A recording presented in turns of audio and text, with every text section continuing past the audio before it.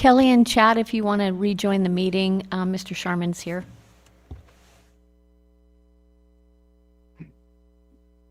This conference will now be recorded.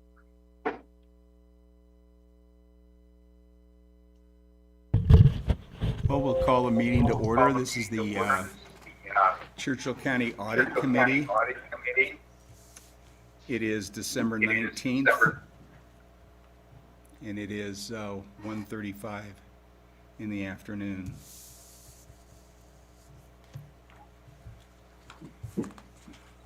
We'll start off with the Pledge of Allegiance.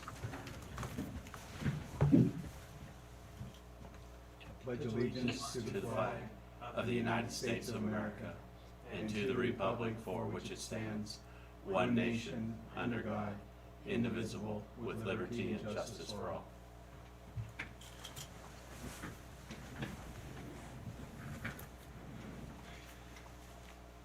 Jamie, did you have a public comment that you wanted to make? Okay. Seeing no public, we'll move on. Verification and posting of the agenda. Julianne Iconen for the record. The agenda was posted on the 12th day of December 2023 between the hours of 12 and 3 o'clock p.m. listed on the agenda in accordance with statutes. Thank you. We'll go ahead and approve the agenda. I'll make a motion to approve the agenda as submitted. Second. It's been moved and seconded to approve the agenda as submitted. All in favor say aye. Aye. Aye. It's unanimous. Thank you. We'll go ahead and approve the minutes of our last meeting. Did you have corrections on? I reviewed and provided the secretary a couple of minor corrections. Only one of worth noting because of humorous. It's a going concern versus a growing concern. So I would make a motion to approve the minutes as amended. It's been moved and seconded to approve the minutes as amended. All in favor say aye. Aye. Aye. All right. We'll go ahead now with the audit presentation, and that would probably be Jamie. No, it's actually going to be the auditors. Okay.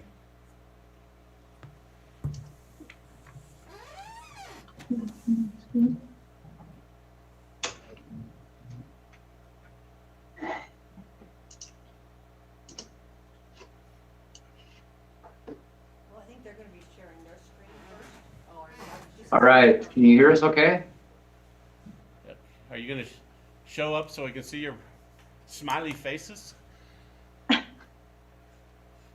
Let's see, our camera is turned on, but you can't see us. Is that what you said?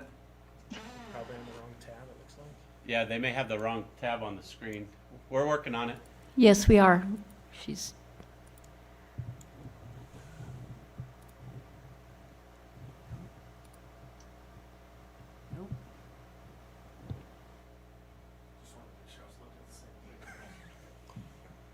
Well, I'll go ahead and read what is on the agenda. Consideration possible action, presentation of the annual comprehensive financial report for the General Churchill County and CC Communications for the fiscal year ending June 30th, 2023.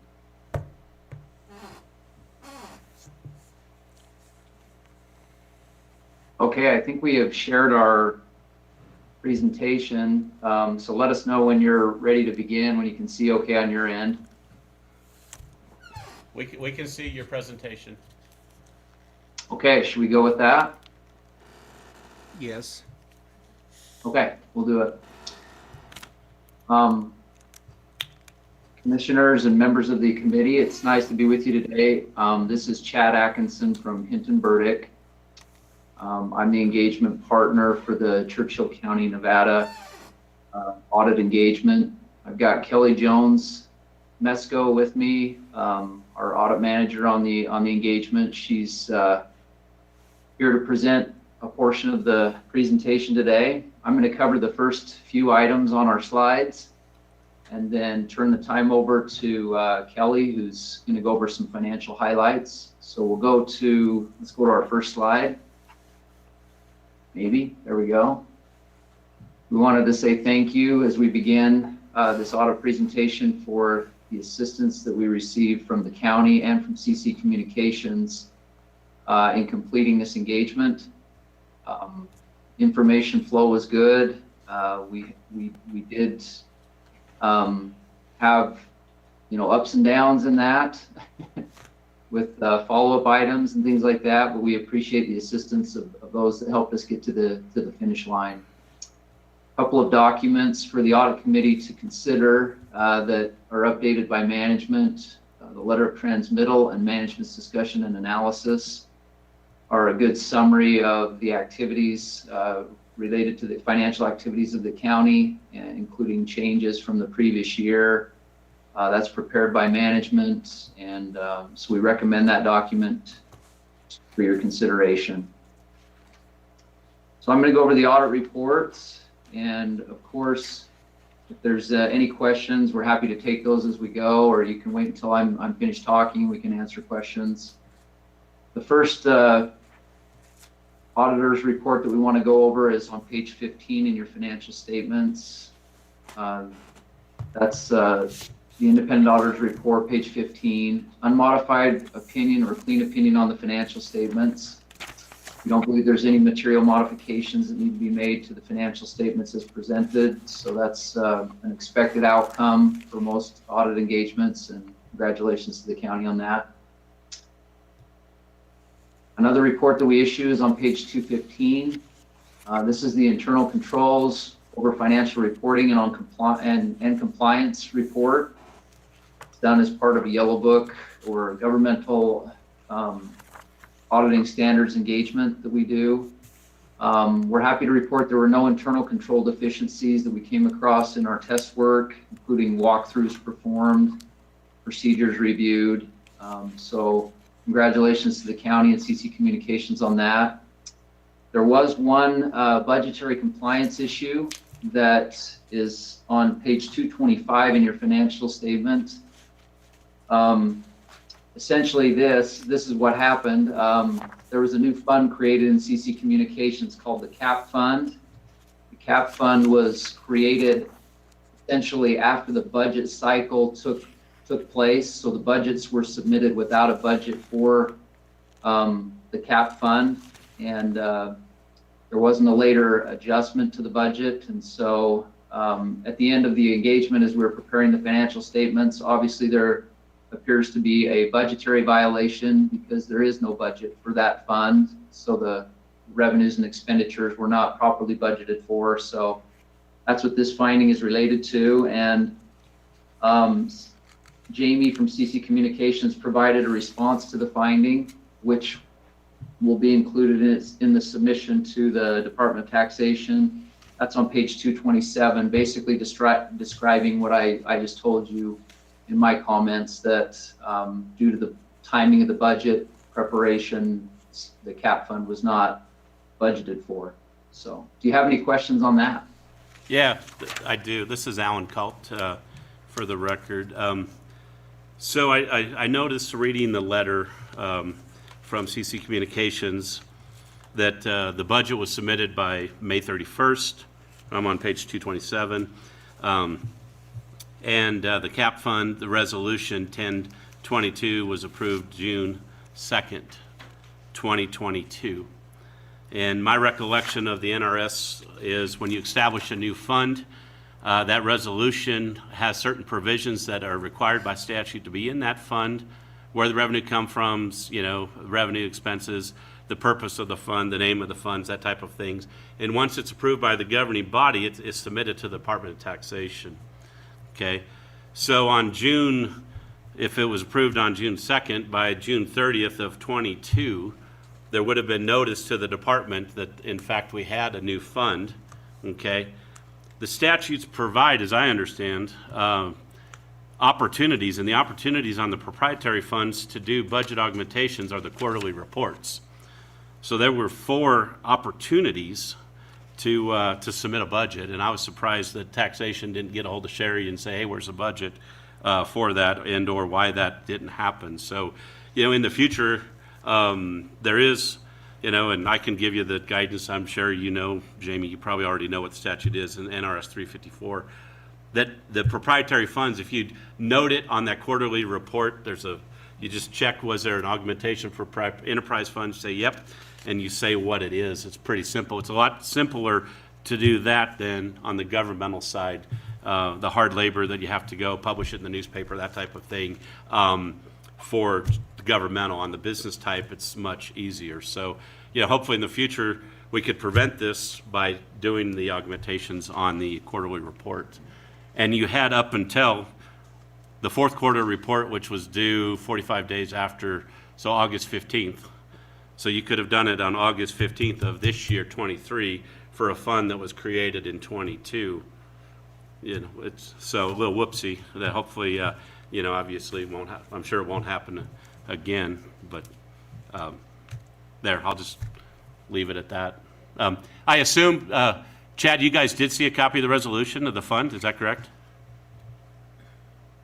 Yeah, it would have been included in we review the meeting minutes and all of that, so. Yeah. And what does CAP stand for, Kelly? I was trying to remember. Is that capital projects? I really don't know. I had to ask Jamie, and Jamie couldn't tell me, and she said it's CAP. So you'll have to ask Jamie. Jamie knows what it is. Jamie, what is it again? Competitive access provider. So in the notes to the financial statements on page 47, I would argue that we should define what CAP stands for at least once so that the reader of the statements would have an idea. There was a general explanation in the MD&A on page 21, but it didn't go into enough detail. I was confused. I was more confused than helped with on that discussion. But anyway, that's my comment on that finding. I'm sure it's not going to happen. And, generally speaking, there are always findings in audits, so this is not abnormal.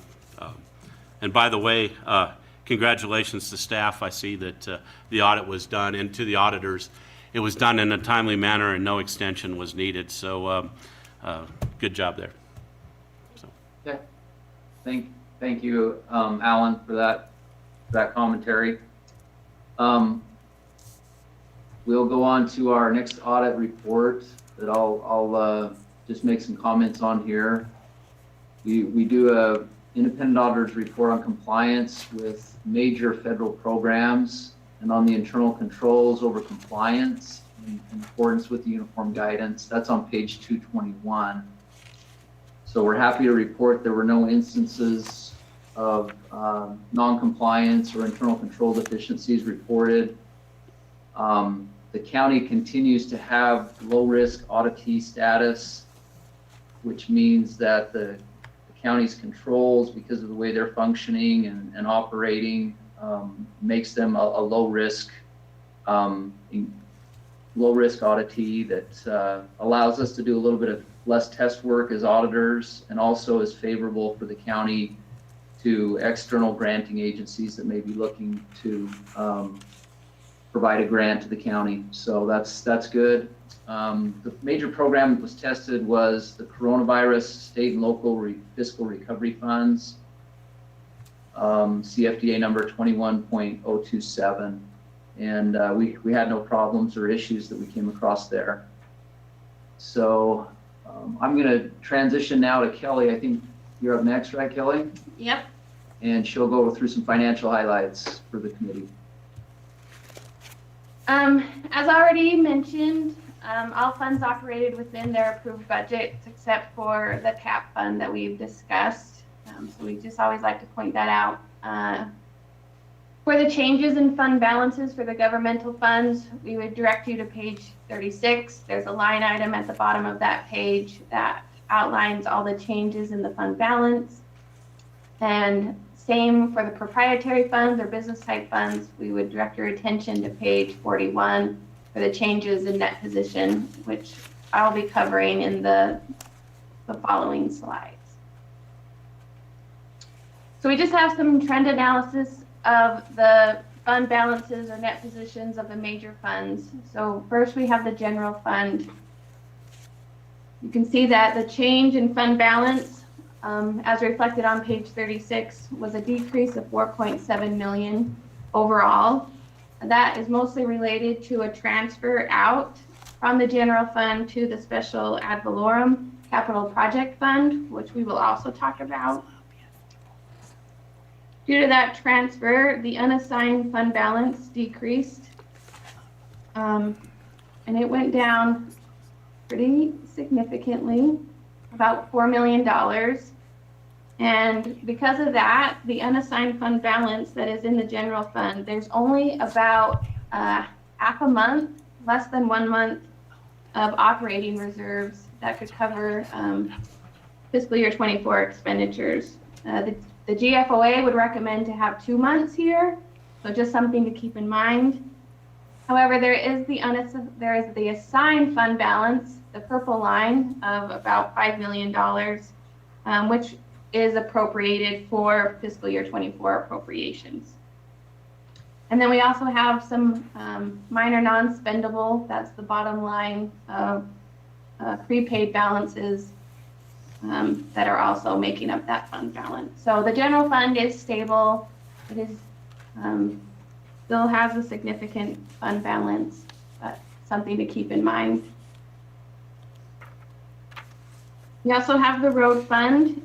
Its change in fund balance was a decrease of 172,000, which leaves a assigned fund balance for street projects of which increased 128,000. That's the green line in the middle. The restricted for streets balance, which is the blue line at the top, did decrease 300,000, but the road fund is still stable and healthy. So the new major fund, the special ad valorem capital project fund, saw some significant activity in fiscal year 23. Its fund balance went up 23 million, related to 2 items mostly: the transfer in from the general fund, which I mentioned, as well as the Navy modernization funding that the county received, a 15.5 million that was recorded in this fund in fiscal year 23. That left the assigned balance for these capital projects at the 15.5 related to that Navy modernization. Committed is a result of that transfer from the general fund, which had a final fund balance at 7.2, and then the restricted capital projects did increase as well, and it's currently sitting at 2.6 million. So that's what makes up this increase in fund balance in fiscal year 23. And I believe that that is meant to be used for the new district courthouse that is to be built. So. Moving on to the CC Communications funds, we have the telephone fund. It had a change in net position that increased 1.6 million. The net investment in capital assets went down 5.7 million. That's just a result of depreciation, as well as a decrease in unused bond proceeds. Those 2 items outpace the capital projects or capital purchases that occurred in fiscal year 23, which is why that net investment in capital assets decreased. And then the unrestricted increased 7.3 million, and there is about 8.4 months of operating reserves in that unrestricted balance. So that's a good trend. This fund is looking healthy at the end of fiscal year 23. In broadband, the net position went down 7.2 million. I would say a lot of that is contributed to the transfer of a lot of items from broadband to the new cap fund, which is, you can see the net investment in capital assets went down 10.9 million, and a lot of that is due to work orders, the work in process that was reclassified from the broadband fund to the CAP fund during fiscal year 23. Unrestricted fund balance increased 3.7 million up to that 3.1 million. So there is currently 6.9 months of operating reserves in the unrestricted net position. So this is a good trend and is looking healthy for fiscal year 23. Then we have the new CAP fund. It had a change in net position of 8.8 million. A lot of that is a transfer from the broadband fund of 8.5 million. The net investment in capital assets is up the 10.2 million. That is all tied into the capital assets and work in progress that was transferred to the CAP fund, as well as being offset by some debt that was also transferred to the CAP fund. Due to that significant net investment in capital assets, there is a negative unrestricted fund, unrestricted net position of 1.5 million. So currently there is no reserve in the CAP fund to pay for operating reserves in the future. So that's something that we would mention. Our conclusion here would be that we need to build up the unrestricted net position for future operating expenses.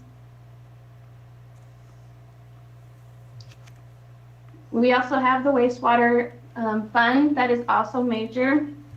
Its net position decreased 717,000. The net investment in capital assets decreased 749,000, mostly related to depreciation. And then unrestricted did go up 31,000. So there's currently 20 plus months of operating reserves in the unrestricted net position for wastewater. And then we have just some cash balance trends for the governmental funds as well as the business type funds. The governmental funds increased 15.8 million, the bulk of that being due to the Navy modernization money the county received. And then the business type funds cash decreased 5.5 million.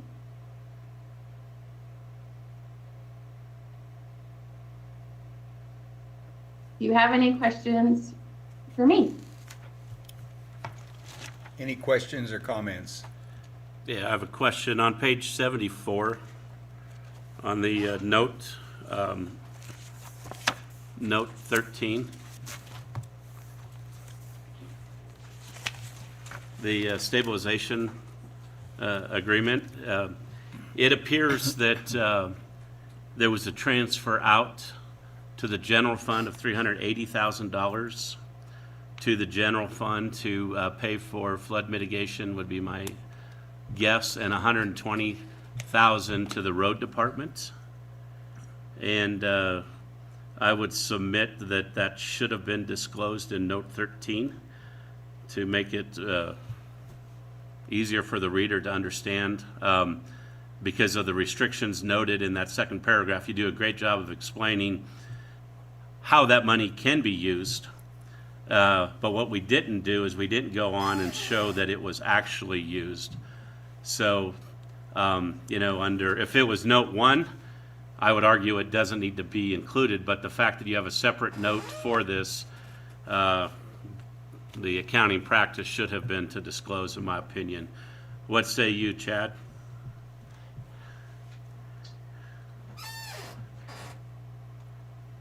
I think I need to clarify, I think the transfer did come from the stabilization fund, right? Yes, it did. And it's outlined in their respective, So you're proposing maybe a couple of lines here that say part of the transfer that occurred in fiscal year 23 was related to this stabilization of operations. Right, no, that the stabilization of operations fund was used in fiscal year 23 to pay for expenditures to mitigate a natural disaster, the flood controls.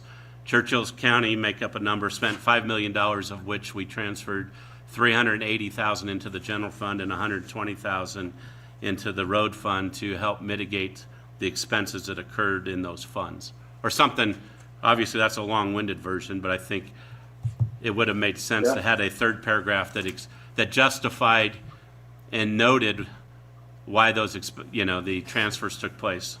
Clearly, the transfers are legal. They could have taken a heck of a lot more if they wanted to, but I think it just should have been disclosed. That sounds reasonable and probably doable at this point. We could update that without any trouble at all. So Sherry, let us know if that's what we want to do there. Rarely does the county ever take money out of it, but I think if you took it out, probably would be prudent to disclose that, would be my thought. Obviously, it's up to you guys to decide whether that's prudent or not. So that was one item. Next one is on page 60. At the capital asset note. So first of all, Chad, I need to apologize. I was delayed in an airport for 3 hours, so this was my fill up my time with go through this with a fine-tooth comb. So my apologies in advance, sir. That's okay. The impairment of capital assets. In 2019, that capital asset was taken off the books, and we, put it on the shelf at $149,186. I think in subsequent years, you guys may want to confer and see maybe we ought to write that off. I mean, I know the county's been trying to sell it. I was trying to sell it back in the day when I was with the county. I would argue the value is significantly less than $149,000. Oh, okay. You know what I'm saying? Mm-hmm. Not significant, but technically probably the right answer. And again, somebody reviewing from Governmental Accounting's board, and congratulations on 18 consecutive years of the certificate. And I don't imagine you're not going to get it, but this would be a review comment that one of the reviewers might comment on in the future, which you would obviously address in subsequent years. Okay. And as I continue to find fly manure, I find it ironic, if we go to page 198, the statistical section, the top 10 taxpayers, what we do is we compare the top 10 taxpayers for 23 and then 10 years ago and 14.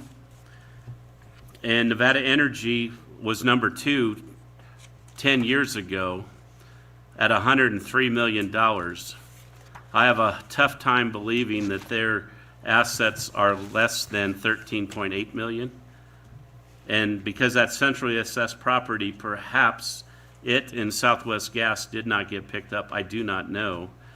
That's just a question for the future on the top 10. I would be surprised if NV Energy is still not in the top 10. I would assume they're better than 13.8 million of New Millennium Building Systems, and then the 15 million for the U.S. Bank. Southwest Gas is probably still 30 million plus. And I'm almost thinking the assessor is pulling the wrong reports for you, for the comptroller's office is my guess. But again, too much time and too much knowledge. So I wouldn't recommend making a change there, but in the future, maybe look to see if we're getting the right data. And I had some others, but I'll talk to staff offline that are just a preference issue. But a great job by everybody. Those are the only questions I had. Any other questions or comments?